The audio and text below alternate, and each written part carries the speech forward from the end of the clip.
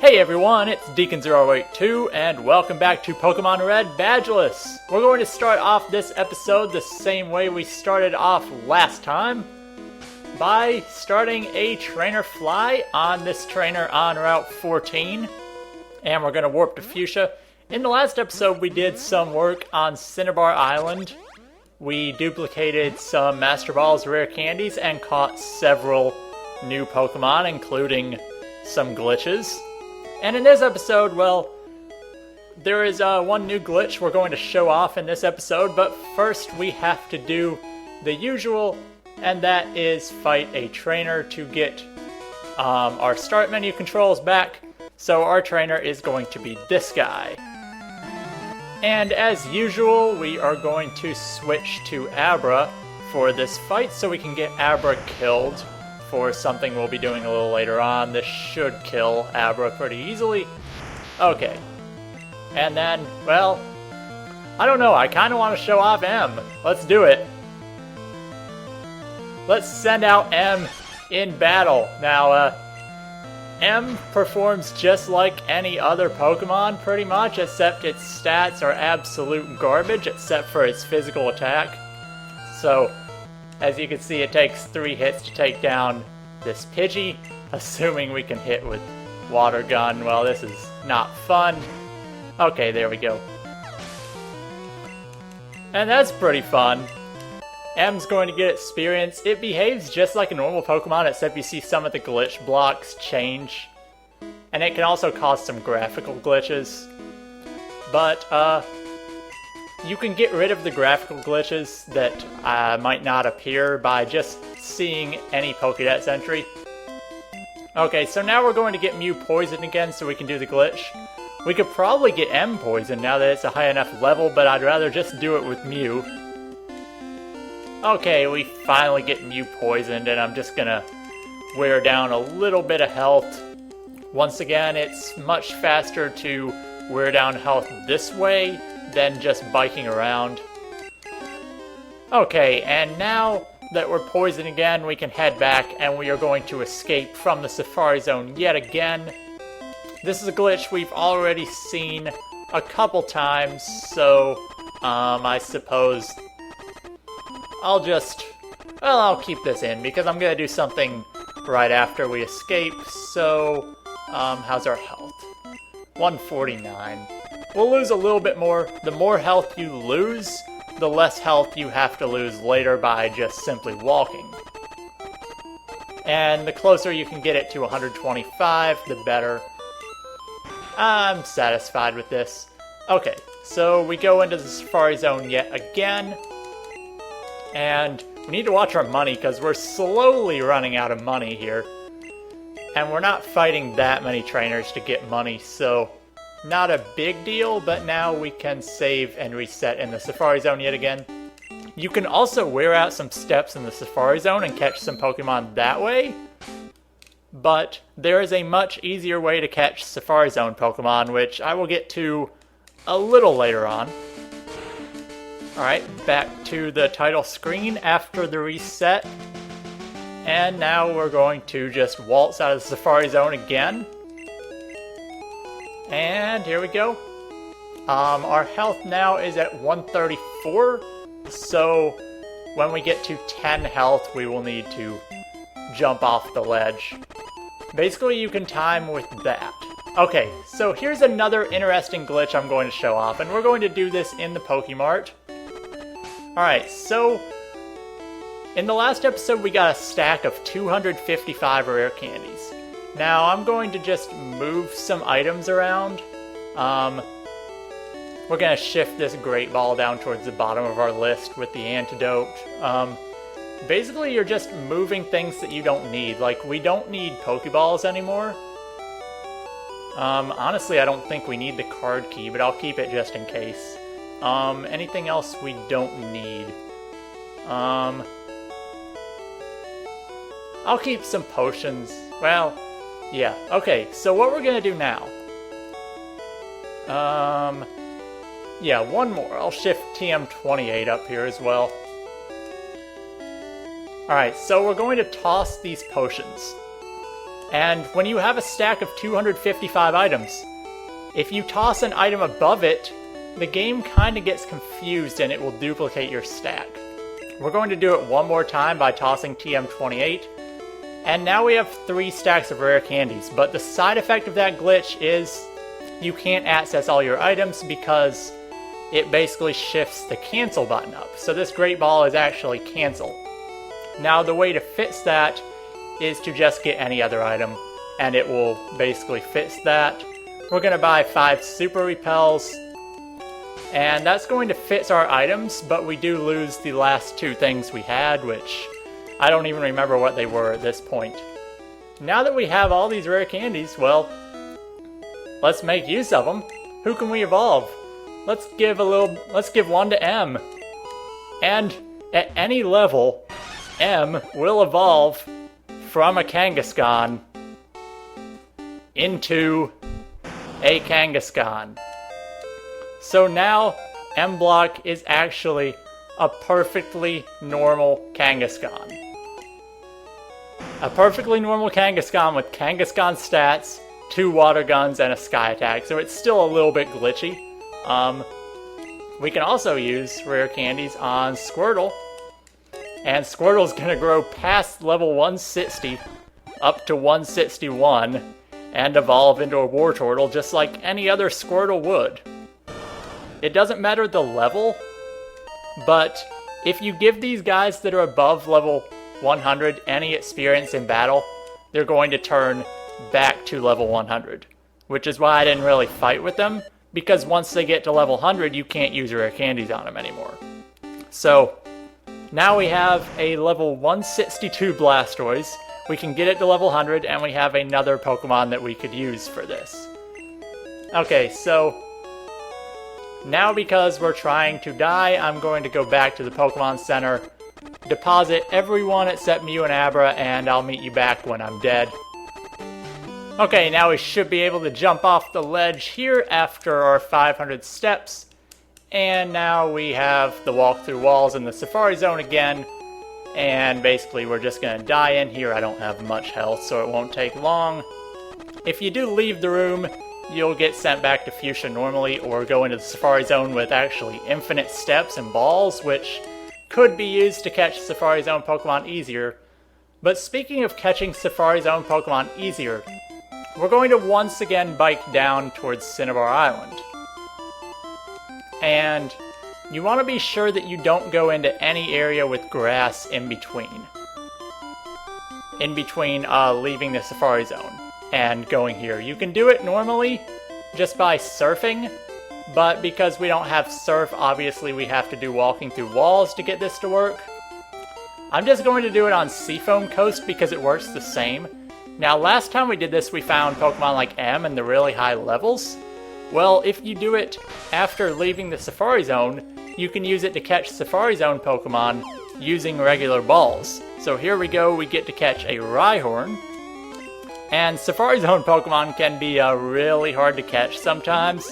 So this is by far the easiest way to do it. As here we have a Rhyhorn. There are all kinds of Safari Zone Pokemon, and on our current catching spree here, we're gonna catch several of them here.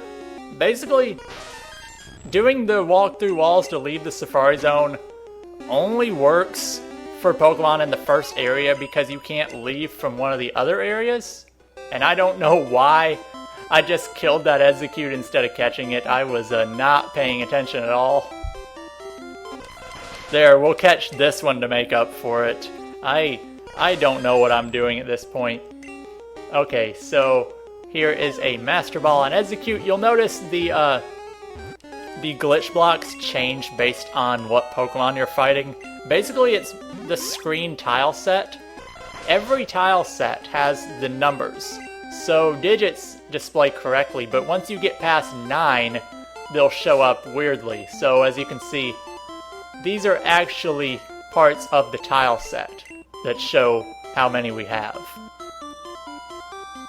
And now I'm just going to catch the other Pokemon available here in that first Safari Zone room, and I guess I'll show them off. Here is Nidoran Male. If you're playing blue version, you'll be able to catch Nidoran female in the first room.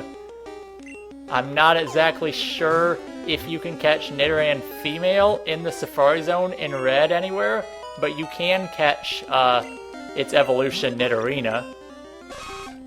Here we have Venonat. We can catch this pretty much anywhere. We can catch them on Route 15, but might as well catch one while we're here. You'll actually want to catch a second one if you can find it. I'm not going to show catching a second one, but you can trade one for a Tangela later on in the game, and Tangela is only available in one spot normally. Okay, I got a Nidorino. I suppose I'll catch it. I could always just evolve the Nidoran since it's a good enough level, but we'll throw a Master Ball at it. The encounters, by the way, are much more rare than finding Safari Zone encounters because we are still technically surfing and the encounter rates for surfing are not as high as walking through grass. Okay, I'm not going to bother catching any more for now because all the other Pokemon you can find in the first area are evolutions of stuff or very, very rare. So now we're going to head into Seafoam Islands. And there are a lot of Pokemon available in Seafoam Islands too that you can't catch anywhere else. Like here we have a seal. Now this episode's just going to be a big catching spree because, well, we have all these Master Balls and really the rest of the series is just going to be a catching spree. But this episode I'm not really doing as many glitches as I would in other episodes. As here we have a seal. There's one other Pokemon that appears only in this first room on red, and I'll try to find it. Okay, here we have a Shelder in the first room. Shelder you can find in any room in the Seafoam Islands, or you can find them by fishing, but because we found one here, might as well. Alright, Shelder was caught. Here we have a Slowpoke. Slowpoke, once again, is available in every room in here, so might as well catch it now that we find it. The Pokemon I'm looking for is only available in this first room in the Seafoam Islands, but you can find it in other places. But because we're in the Seafoam Islands, I suppose I might as well find it now. This is Zubat. Zubat is obviously not only found in the Seafoam Islands. Yeah, just wasting all these Master Balls, but then again we have 120 some of them. Much easier to catch than using Pokeballs, which is why I waited until now to catch most of the things we're going to catch in this run. Because it's just so much easier to do it with Master Balls when you only have a level 100 Pokemon. Here is Horsey, another Pokemon. This one is available in any room here in red, and it's not very rare. In blue, he's only on certain rooms or by using a super rod at the end. They really made the encounters really weird, as every room on here has pretty much the same Pokemon but different encounter rates. Okay, here is a Golbat. Golbat's pretty rare on this floor, but might as well throw a Master Ball because I'm still looking for the final Pokemon here. I've found pretty much every walking encounter that's not an evolution, except for the one I'm looking for, which always seems to happen. By the way, Golbat's sprite in this game is amazing. His tongue sticking out. I don't know why they never kept that for the other games, but they should have. Alright, here we go, finally, with a 5% encounter rate in the first room of Seafoam Islands only in red version. We have Psyduck. You can find Psyduck in here much more commonly in blue, but in red he's unnecessarily rare, being kind of the blue exclusive Pokemon. Even though it's not exclusive, it's just much rarer in one version than the other. Okay, now we can finally head deeper into the Seafoam Islands. The encounters on the second, third, and fourth floors are pretty much the same, except one other Pokemon appears on second and third that doesn't on the first, and you have chances of finding evolutions of stuff. But the remaining Pokemon in here we're going to fish for, which is why we made sure not to get rid of any of our rods. The first Pokemon with the old rod is obviously one that you can get anywhere, but because we're fishing here, might as well. Yes, this will probably be the first time in any playthrough of a Pokemon game that you'll see somebody throw a Master Ball at a Magikarp, just because I have the Master Balls to spare. Okay, Magikarp was caught, and later on we'll be evolving every single one of these with these rare candies that we have. Can't really do it right now because, well, we'd have to go withdraw all of them, which would take some time, and I plan on having just a rare candy episode where I speed up a lot of it and basically evolve everything without it taking really, really long, because it would take like 5 episodes if I didn't speed any of it up. Okay, so Goldeen is next up. You can find it with a Good Rod or a Super Rod.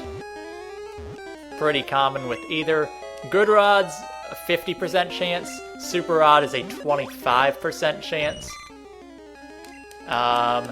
Yeah, one more Pokemon you can find with a Good Rod, and let's see if we can get it. It's 50% as well, and could this be it?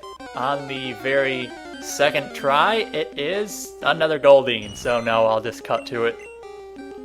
Okay, also at 50%, we have Poliwag. Poliwag can be found in several places, but it's pretty common here in Seafoam. You might want to pick up 2 of them, so if I would have found Poliwag before Goldeen, then I might have caught 2, because there is also an in-game trade of Poliwhirl for a different Pokemon, which is actually Jinx. I am just going to catch a Poliwhirl later. And one more Pokemon you can find in Seafoam Islands, and it is with a Super Rod, 25% chance of finding either Shelder, Horsey, Goldeen, or Staryu, which I actually got on the first try here. The other 3 you can find by walking around. You can actually find Staryu by walking around, but not on this floor. Oh well. Okay, so we got Staryu, and that should do it for all of Seafoam Islands. That's basically all the water types in the game. Now, we can't actually get Articuno in here because we can't surf, so we'll be getting Articuno some other way. And I'm going to escape rope out of here. You can escape rope or you can teleport, but it's going to take us back to Fuchsia either way. Now at the very start of the episode, we activated a Trainer Fly, and we're going to finish off this episode by getting the result of that Trainer Fly. And we're going to use this trainer here, the very first trainer in Fuchsia Gym. Now we're not going to take on any leaders, but I've already been in, I think, 3 gyms. This guy has a level 38 Hypno, should go down in 1 pound. Some things in this gym don't go down with pound from a level 100 Mew. So I actually, in blue speed runs, I use Thunderbolt. Alright, so we have to make sure this is the last thing we fight, so I'll be putting up a Super Repel while we bike into, back to Route 14. Yeah, okay. Putting up the Super Repel now, because it's way less than 200 steps, and we might start out the next episode by doing another walk through walls. I don't know yet. But yeah. We've got a lot accomplished in this episode. We have increased our Pokedex. Well, our Pokedex is almost doubled from what it was at the start of the episode. We were at 18, and now we are in the 30s. I don't have the exact number, but we're going to add 1 to that right now. This is going to be Omanite. Omanite is the other fossil that we didn't pick up. We picked up the Dome fossil for Kabuto. And I'll revive that at some point, but for now we're going to catch this Omanite. And there are a few trainers who give Omanite, but no trainers in the game can give Kabuto, so you pick up the Dome fossil if you're doing something similar. Okay, we have Omanite, and now we have a crap ton of Pokemon at this point. So, in the next episode of Pokemon Red Badgeless, we might look through our PC and see some of the things we have, and then we'll go out to catch more Pokemon. If you have not guessed already by this point, this is going to be a 151 Pokedex run. of Red version with no badges. Is it possible? Well, you'll have to tune in to find out. This has been Deacon082, and I will see you next time.